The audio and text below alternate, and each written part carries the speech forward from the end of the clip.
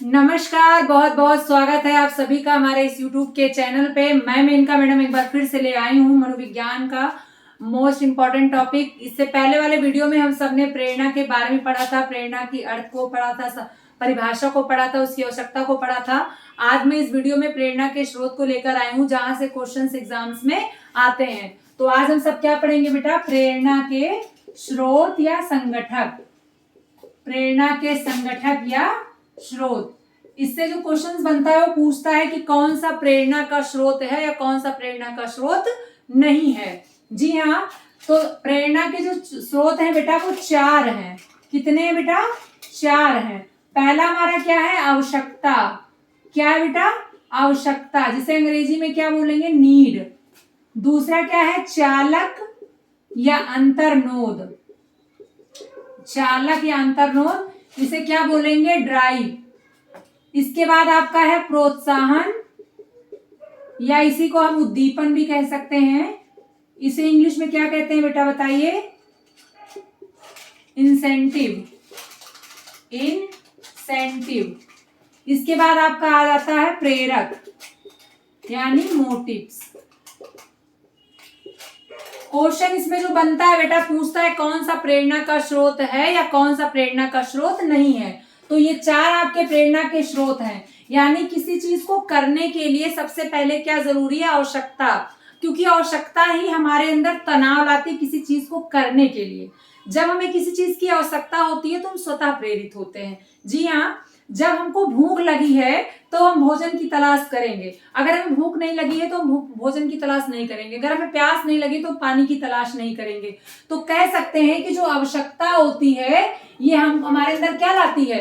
तनाव को लाती है, जो किसी चीज को करने के लिए हमें क्या करती है? प्रोत्साहित करती है। तो हमारे जीवन में आवश्यकता का होना बहुत आवश्यक है। अगर आवश्यकता नहीं होगा तो हम किसी चीज को करने के लिए प्रोत्साहित नहीं होंगे। जीवन में आवश्यकता का होना जरूरी है। आवश्यकता ही अंतर्नोद को उत्पन्न करता है, यानी आवश्यकता ही हमारे अंदर तनाव लाता है जिसकी वजह से हम किसी चीज को करते हैं।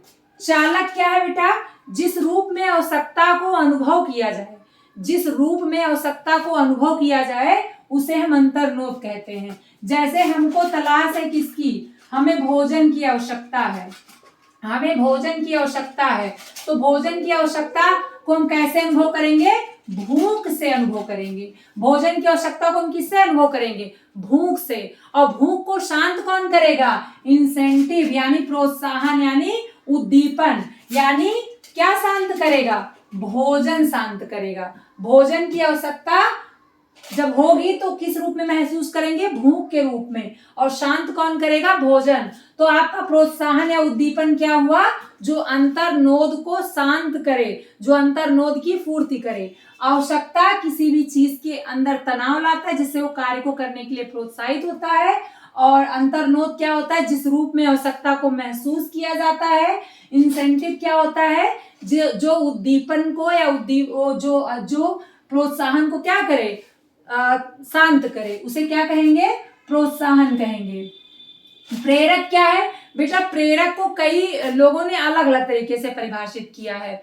अगर हम देखें तो प्रेरक को कुछ लोगों ने कहा है कि ये जन्मजात होता है, कुछ ने कहा है कि ये अर्जित किया जाता है, कुछ ने कहा है कि ये मानव की प्रवृत्ति है जो कार्य करने के लिए हमको प्रोत्साहित करती है और इसमें इन तीनों के गुण पाया जाता है। अगर प्रेरक की बात करें तो सबने इसको अलग अलग तरीके से डिफाइन किया है और इसके अलग अलग प्रकारों को बताया है। जैसे अगर प्रेरक के प्रकारों की बात करें तो हमारे मैस्लो क्या कहते हैं? मैस्लो कहते हैं कि कितने प्रकार का प्रेरक होता है?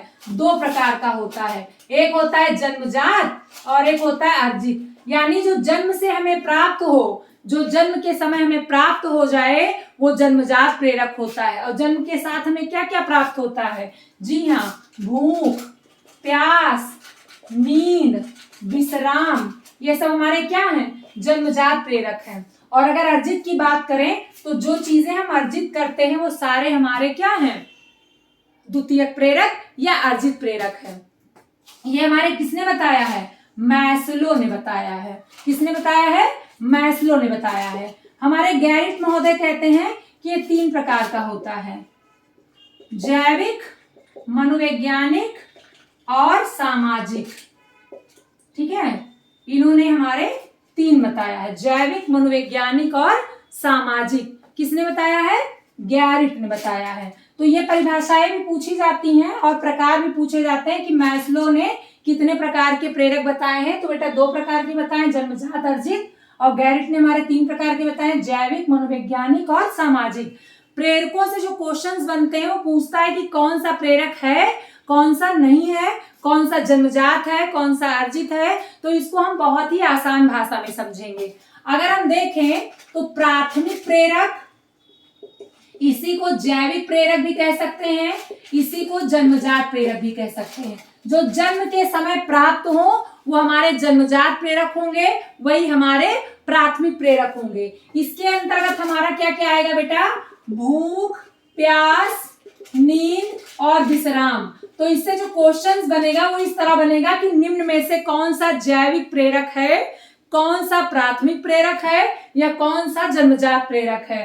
तो ये आपके 4 क्या है बेटा? जन्मजात प्रेरक है। इसमें जो क्वेश्चंस बनेगा कि कौन सा प्रेरक नहीं है, जन्मजात या प्राथमिक। तो आप इन चारों को याद रखिएगा, भूख, प्यास, नींद, विश्राम और यौन प्रवृत्ति, ये आपकी क्या है?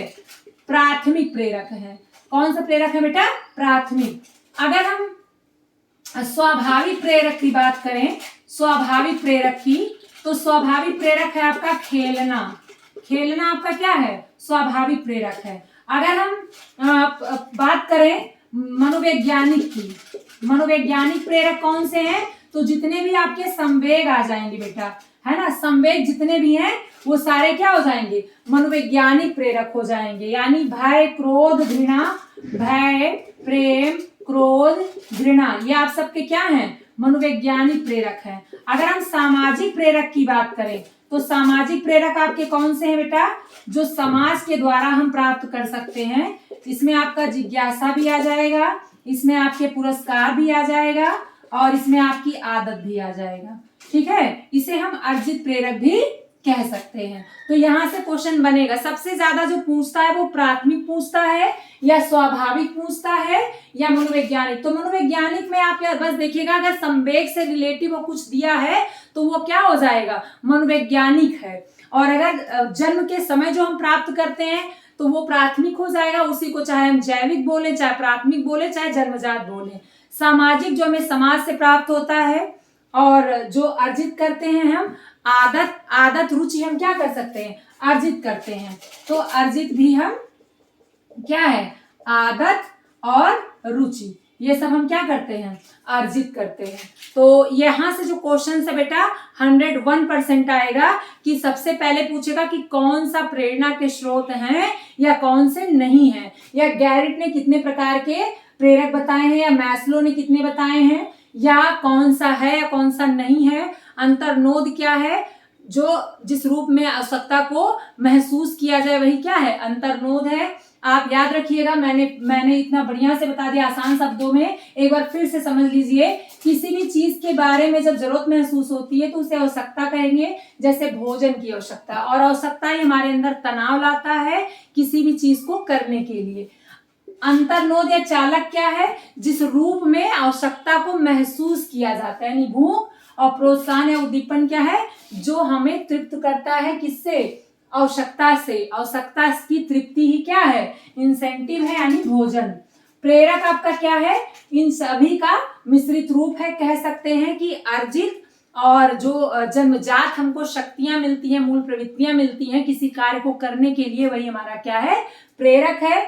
2 प्रकार बताया मैंने, मैस्लो के अनुसार जन्मजात और अर्जित, गैरिट के अनुसार जैविक, मनोवैज्ञानिक और सामाजिक। और मैंने प्राथमिक में बताया कि प्राथमिक को ही जन्मजात कहते हैं, भूख, प्यास, नींद, विश्राम। स्वाभाविक में आपका खेलना आ जाएगा। मनोवैज्ञानिक में जितने संवेग है वो सारे प्रेरक हैं।